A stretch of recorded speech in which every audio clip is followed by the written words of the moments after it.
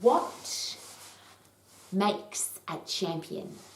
It's one of the questions I ask myself almost every day because I walk past this amazing trophy shelf multiple times throughout the day, and I'm married to a world champion, literally multiple times gold medalist in taekwondo, judo, karate, mixed martial arts. So that means I live with a world champion. And it's a really interesting headspace to study on a regular basis, and I do.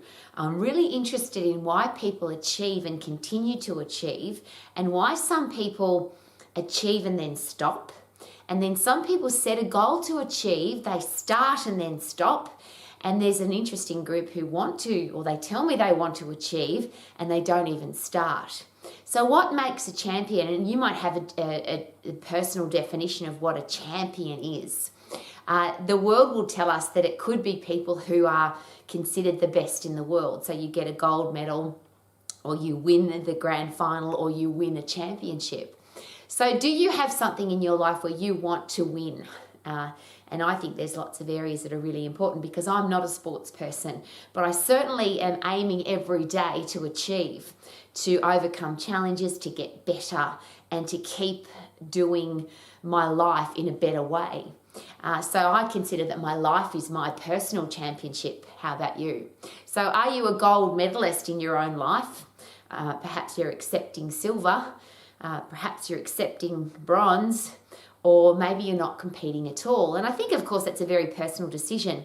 But I'm asking the question because if you are, as I always ask, a parent, a teacher, a coach, a pastor, a boss, a leader, if people come to you and say, I want to achieve, what advice do you give them about how they can achieve their gold medal, whatever it is? And could you be a gold medal parent, a gold medal business person, a gold medalist when it comes to being healthy, fit and strong? You might be a gold medalist when it comes to communicating with people. You might want to be the world champion lover. There's a whole heap of personal decisions that we make about wanting to be the best we can at, or get better at on a day-to-day basis.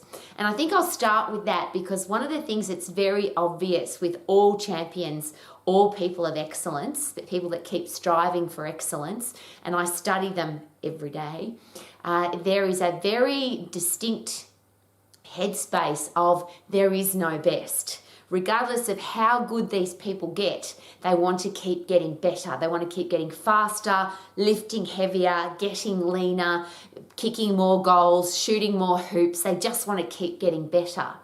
And is that a genetic thing that you're born with? Is that in your DNA, that you just want to keep striving? The reverse of that, without anything to do with sport, just what goes on inside our head, with my multiple conversations with top-level psychiatrists and psychologists, and particularly sports psychologists, they will share with me very passionately that people who don't have a purpose, people who don't have a goal, people who don't have a reason to get up, don't get up, or they don't do anything, or they don't achieve, or the worst is that they are depressed. And we live in a world now where depression is a really big deal. And when I say that, a lot of psychologists and psychiatrists will actually share they don't know the answer. How do we get people out of this depressed state? Because you can't force people to get a purpose, to get a goal, to have a goal. So I'll just link that together. If you have a goal, if you have a purpose, if you have a reason to get up, then you get up, you go and do, and life becomes very exciting and it's something that you want to live. Would that be fair? If you've got a reason to get up, and it's one of the, I hate my job, not a good reason to get up, which is why most people don't want to get up. But if you're going on holidays, or you're going to a special event, or you've got a hot date, usually not that hard to get up because you've got a purpose or a reason.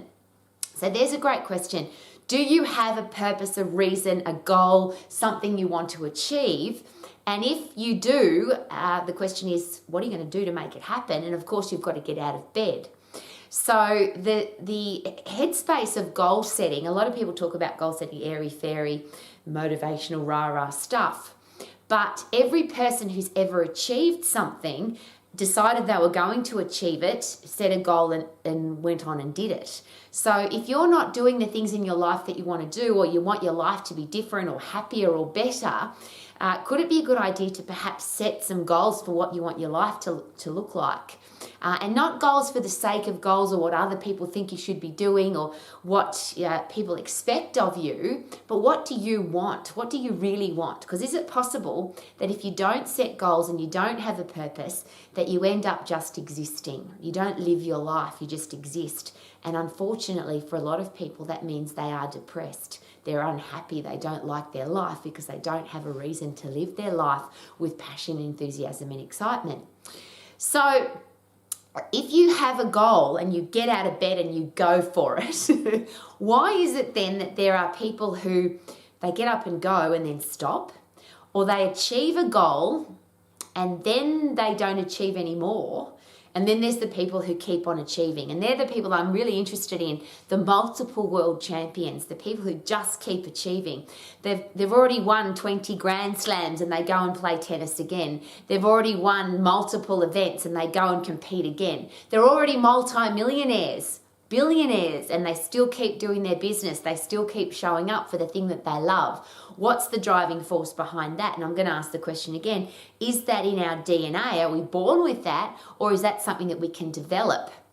So of course I ask. And I'll give you a really interesting example. There was a tennis player in Australia called Pat Cash, and his goal as a child was to win Wimbledon. And he played tennis to win Wimbledon. He wanted to win Wimbledon, and he did. And I then went to a very interesting conference, seminar, workshop with him, where he very openly shared that he had been very, very depressed. He hit rock bottom with his life after he won Wimbledon. He said, the mistake that I made was I put my whole life behind this big goal. I achieved it, and then I didn't set another goal. Another example of that are the astronauts that went to the moon, and the psychologists and psychiatrists have studied what happened to them after they landed on the moon, came back to the real world, and a lot of those guys were depressed as well, because where do you go after you've been to the moon? If you don't set another goal, if you don't keep achieving, then what's the purpose to get up? I've done it, so what do I do now? And interestingly, a personal experience that I work with every single day are a lot of exercise professionals, personal exercise coaches, gym owners, who their goal was to get out of their lousy, stinking, rotten job and to get into a career that they love. So they bought a gym, or they became a personal exercise coach, or they've got an exercise studio. And then they come to me and say, well, Rowie, my original goal's been achieved. I wanted to get out of my job and get into this fantastic profession. But now I don't know what to do next, and I feel flat. I feel that where's my life going to go now? And I always ask this question, what is your next goal? What's the next thing that you want to achieve? And I'll rephrase that because it's a personal thing. I get that. We get to choose whatever we want to do, and if we don't want to achieve anything, that's okay. But my question is this: how do you feel when you're achieving? Whether it's a personal best at exercise, or you've been disciplined and had a great day, you've achieved all the chores or missions or to-do lists that you had for today, you finished an education, you achieved a financial goal, you achieved a holiday goal, you bought something that's been on a list for a really long time and you're excited that you finally got that thing. How do you feel when you do stuff? How do you feel when you achieve? How do you feel when you've got a purpose to keep going? Versus, how do you feel when I wanted to do that, but I didn't? I could have done that, but I was too lazy. I had a dream, but I stopped dreaming. And how do you feel if you want to do something and you don't? Versus, how do you feel when you say that you're going to do something and you do? And I think that's the really interesting connection between feeling satisfied and happy and feeling depressed and unhappy. And I'll use the neurochemistry of the brain for that. Dopamine is a reward neurotransmitter, and serotonin is a satisfaction transmitter. Inside our brain, our body produces these happy drugs. We don't have to take pharmaceutical or recreational drugs to get high. All we have to do is achieve. It's why exercise is so amazing, because when you exercise, you have achieved. If you get really puffed and you lift really heavy, or both, the brain says, wow, congratulations, you ran away from the threat, you overcame the challenge, you fought the threat, Now we're going to make you feel bloody good. So dopamine, that reward drug, is literally a happy drug, and it seems to be the drug that people chase because we have now artificial injection of dopamine from our phone pinging or likes on Facebook or the social media world loving us, or we have a hot date or online hot date.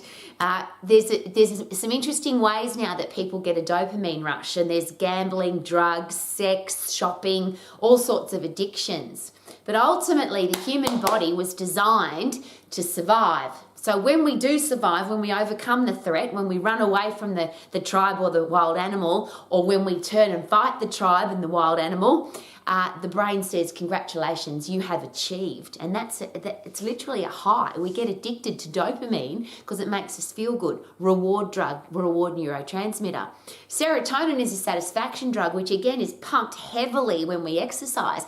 That says, look at your life, it's amazing. So we wonder why after exercise we feel so good. We feel good because our brain's telling us, congratulations, you have achieved. Versus if you don't do anything, you don't exercise, you don't aim for something, you don't do the things that you said you were going to do, what happens inside your brain now? What kind of chemistry is produced? Do we feel flat? Do we feel ordinary? Do we feel average? And I hate all of those words for that reason, because it's so easy, literally, and I'm now using the human body's physiology. If you want to feel good, you've got to overcome a challenge. And then your brain says, congratulations, dopamine, done. So if you don't have a purpose to get up, why not just create something?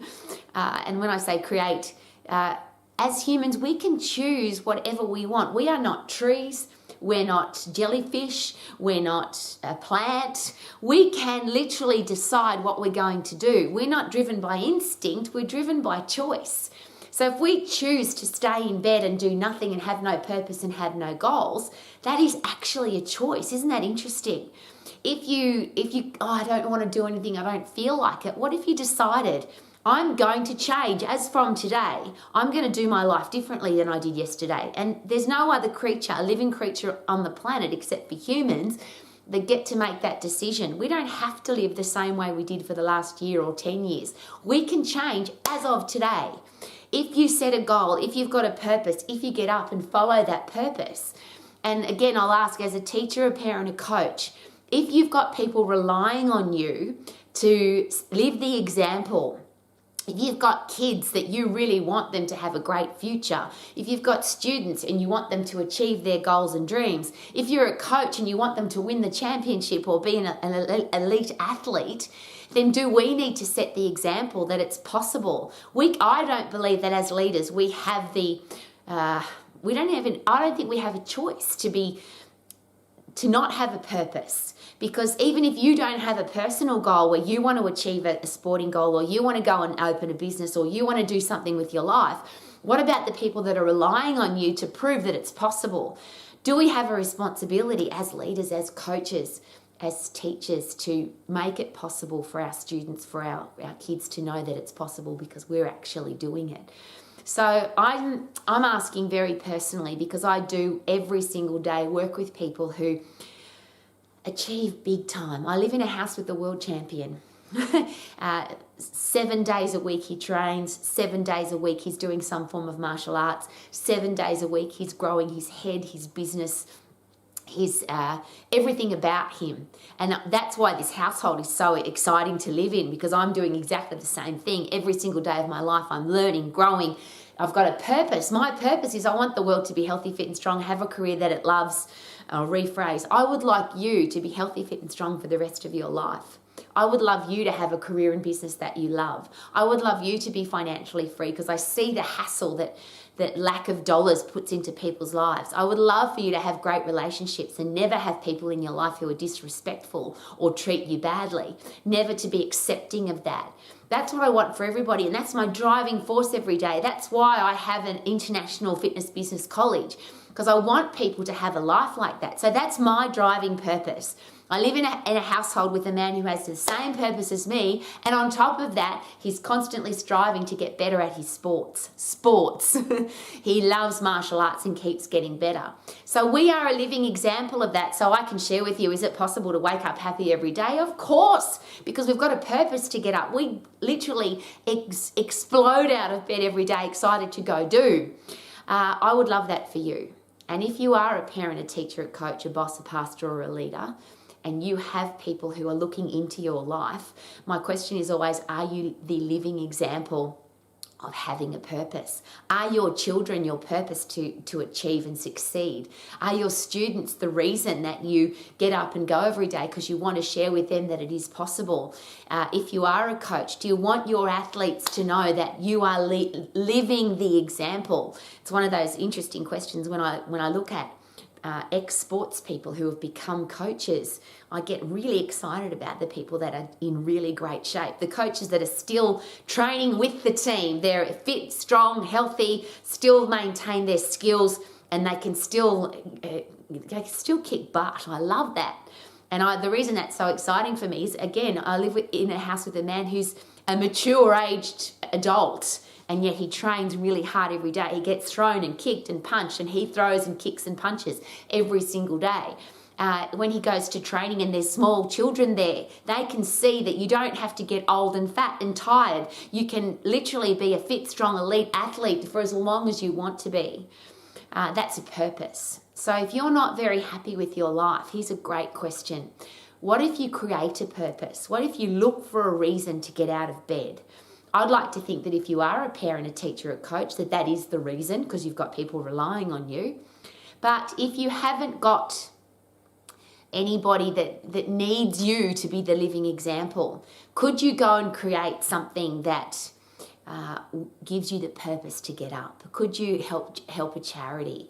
Could you, if you love animals like I do, maybe if that's an input into the world, that you could help animals that have been poorly looked after by other humans. It might be a religious persuasion that you've got a purpose to get that message out to the world. It might be that you've got an invention or a creation or a business idea that gives you reason to get up. And I'm sharing with you that all of those things are possible. Because again, every single day I work with people who didn't think they could do it. They made a plan, they got a purpose, they get out of bed and they go do. And again, isn't it beautiful that that's a choice? So I'm asking, do you want the choice? That's a silly question because you have a choice. And then if we're not happy, if we haven't created a purpose, could we change that? And I'll ask that beautiful question again. You're not a tree. So could that mean that you're not rooted into your current choice of life? And if you want to change your life because you're not loving it, you could unroot yourself and go do. I would love for you to have a healthy, fit, strong body, a career or business that you love, to be financially free, and to have great people in your life. And I know that's a choice. I've created an international business and fitness college to make sure that you can get all the skills, tools, and knowledge that you need to make those choices. And I'm here every day as a personal coach if that's something that you want to do. So please don't let anybody tell you that you can't achieve the goals that you want to achieve, because you can. And if you want to, you will. Isn't that awesome? I feel good, na. I knew that I would now, because I'm healthy, fit and strong and I love my life. Woohoo! Ha ha!